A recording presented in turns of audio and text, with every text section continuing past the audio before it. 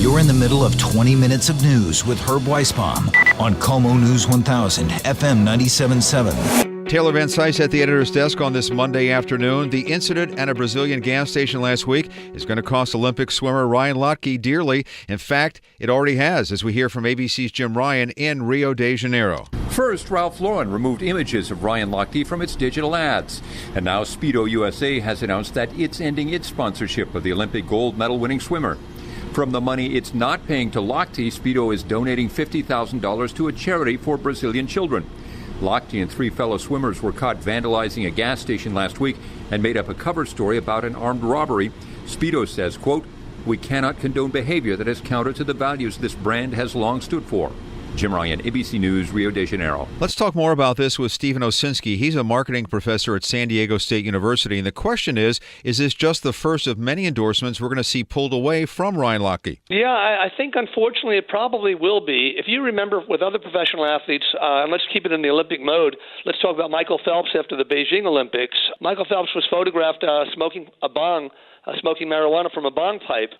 It resulted with him losing several contracts. He lost one from Kellogg's. He lost one from Subway, which was later resurrected. So there is a trend, but with Lochte, it's a different situation. He really lied. The problem that he fabricated the story and kind of lied about the story indicates a real moral or ethical issue. So I think it's going to turn into a bit of a snowplow of different endorsement contracts being taken away. If he had admitted to what he had done and this was a one-day story, it probably would not have had the consequences, right? It might not have, but again, the problem is, it would have been a one-day story. But in addition, if I can go back to the Phelps thing, Phelps smoking weed is what young people do, and it was a bad decision that he made for a celebrity, but it was a controversial decision. It was a personal thing, and as time has shown, marijuana is legalized in several states right now. With the Ryan Lochte situation, it's a lot worse, and the reason why is because he actually lied. This is a bad moral judgment. Sports athletes, especially Olympic athletes, they want to be viewed as heroes, as role models, and role models do not lie. There were some absolutely amazing, record-shattering Olympians at this year's event. Are they going to get money from this? Are there going to be a lot of endorsement deals? Well, there are some major deals floating around right now, and to be candid with you, the record-shattering Olympic things, it depends what the sport is, and it also depends on the personality of the player themselves.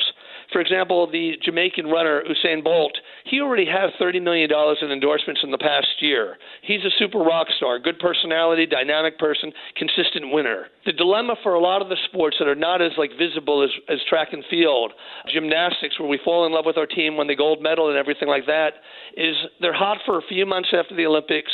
They don't starve. Some of the people in the past have come out with respectable incomes as a result of their Olympic performance, but not the big dollars of professional basketball players, football players, or baseball players. Professor Osinski, the ratings for NBC's coverage were down this year. In fact, they didn't even make what they had promised the advertisers. That's how much the viewership was down. So they've got to give them money back or make good commercials, play their commercials in another time slot. Can you tell us a little bit about that? It's a bit of a loss for NBC. In their defense, they're trying to put the best face forward. They've been a sponsor for the Olympics for several times already, and they want to keep it going in the future. The problem is they're a victim of their own success. In 2012, the London Olympics were the most successful televised Olympics of all.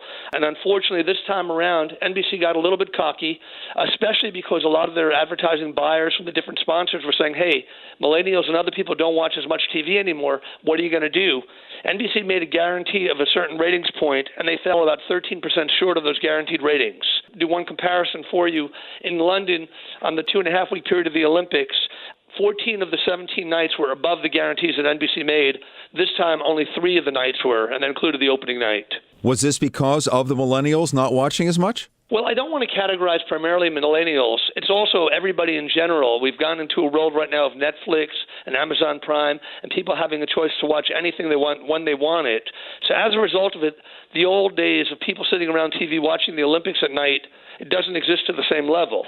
That being stated, over 28 million people did do that on average on a typical Olympic night, which is pretty high. Professor Steve Osinski, San Diego State University, thank you so much for sharing all this with us today. It's my pleasure, Herb. Thank you so much.